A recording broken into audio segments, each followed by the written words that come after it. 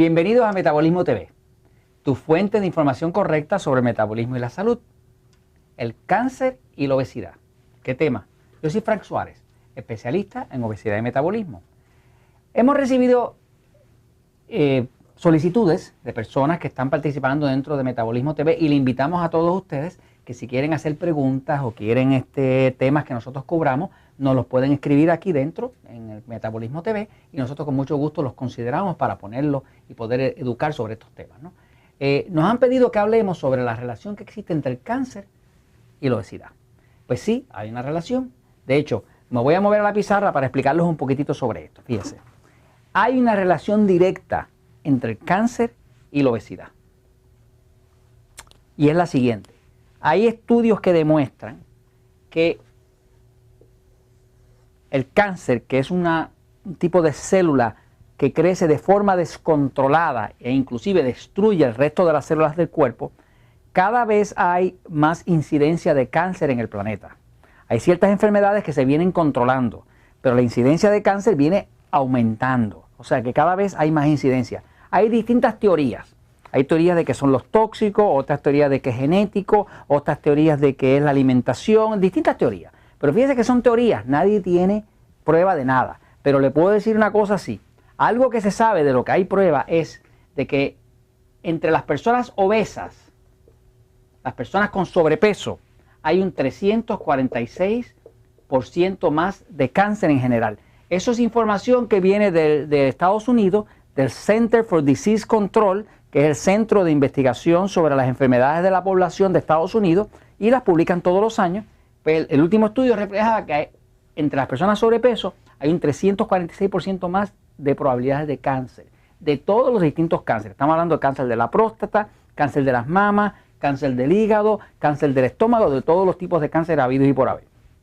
O sea que se sabe que hay una relación directa, pues 346% lo que quiere decir básicamente es esto, que por cada persona que no está sobrepeso, que le da cáncer, pues van a haber de 3 a casi 4 personas que van a tener cáncer si están sobrepeso.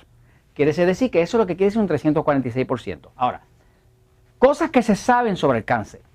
Se sabe que el exceso de grasa, que es la obesidad, que es el sobrepeso, de alguna forma tiene que ver con cáncer porque las personas que están obesas tienen mucho más cáncer. Pero también se sabe lo siguiente, y esto es crucial lo que le voy a decir. Fíjese, la célula cancerosa es una célula como las otras del cuerpo, lo único que tiene una cualidad especial. La célula cancerosa consume glucosa, que es la azúcar de la sangre, la consume 7 veces más rápido que las otras células. En otras palabras, que estas células cancerosas, la célula del cáncer, son glotonas. ¿Y son glotonas de qué? De azúcar. De azúcar a la sangre. Quiere decir que ya las personas que tratan cáncer saben que una de las estrategias principales para combatir un cáncer es reducir los carbohidratos refinados.